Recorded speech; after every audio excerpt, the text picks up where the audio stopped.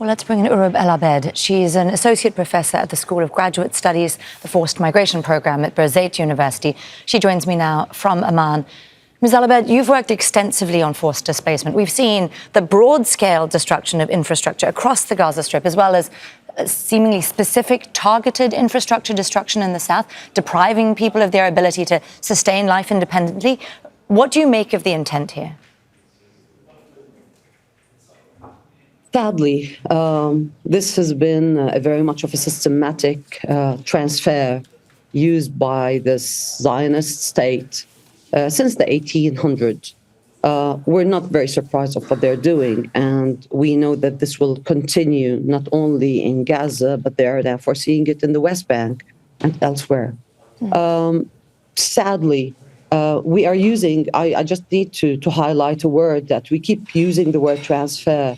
And I need to highlight the fact that this transfer is very much of a colonial term that dehumanizes the indigenous people and that takes away, denies them the right to be on their lands, in their homes. And they consider them, just like moving a table. They consider that they don't have the right to stay in their homes, and they are doing all what they can do in order to move them away by destroying their homes, and by now, with their new proposition, by encircling them, enclaving them in Rafah, in this newly proposed Zionist idea of putting them in enclaves in order for them to really start the real genocide by pushing them away and by killing them easily. In practical terms, what do you need to put into place to effect a mass forced displacement plan like the one we're seeing emerge? It looks every day like increasingly each part is falling into place. What do you need to do? Well, on one hand, after they have Zionists, after they have endured the one of history's greatest atrocities, that is the Holocaust, today, the leaders are proposing a policy towards Palestinians to be enduring what they have once, the horrors that they have endured. The world is watching, and we really need to take action by putting an end, by calling the international community to put an end for this. Once upon a lifetime, we called for the 1945 Human Rights Declaration in order to take action and to put people into their rights, to give people the rights. Today, we're seeing those people being enclaved, and not yet any international action has been taken in order to leave people live on their own rights as indigenous people of the Palestinians, of Palestine. You spoke there about a call for international action. Well, Netanyahu has just returned from Washington, D.C. We've heard President Trump's statements about his plans for the Strip. What is your assessment of U.S. complicity here?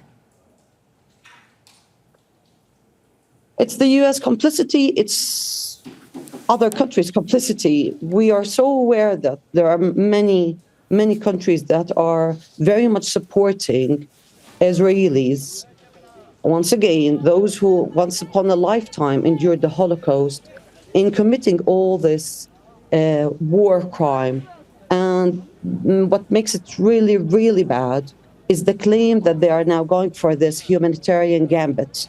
They are going for this humanitarian city, and they keep emphasizing that they're creating a humanitarian city that will support Palestinians and give them the help and support them in getting the aid. But we are so well aware it's exactly like the same game they have used when they were using the word voluntary migration. We know that it wasn't voluntary migration. They were creating all the circumstances in order to put people in certain conditions that would eventually make them, push them away from their own homes or make it easier for them to kill them.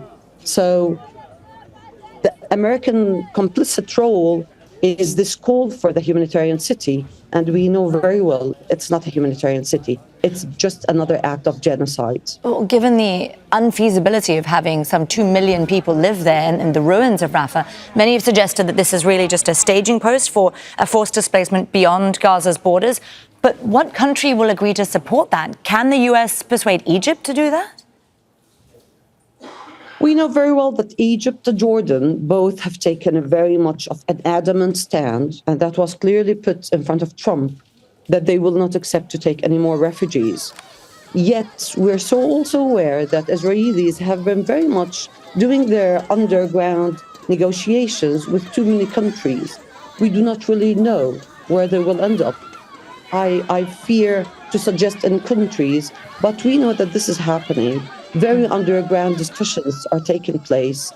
You really don't know. You don't expect them from Rafah to take them in boats and to start sending them out to certain countries with which they have done certain agreements. And at the end of the day, it's a game of politics and it's a game of money.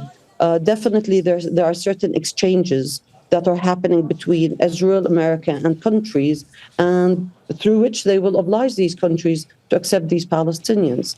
Unfortunately, today Palestinians are being cornered either in staying in this humanitarian city in order to be very much under this IDF-controlled screening and detaining environment, or to open the door for them and oblige them to leave.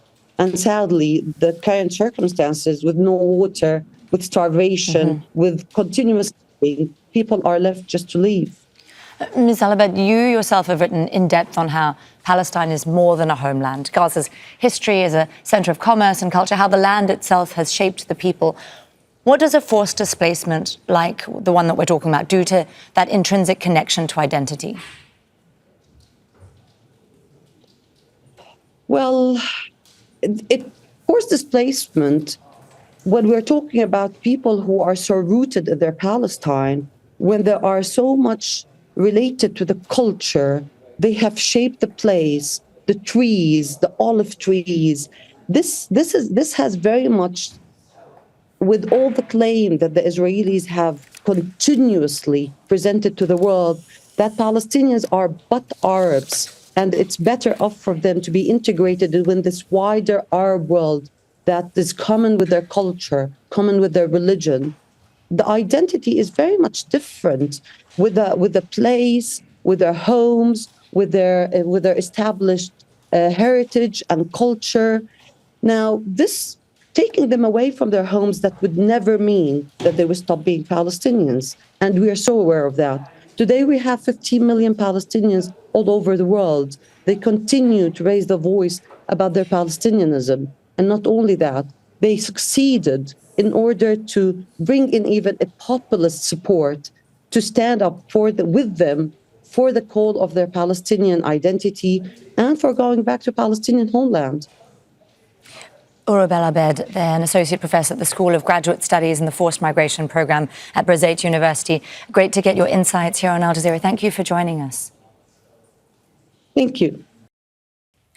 Make sure to subscribe to our channel to get the latest news from Al Jazeera.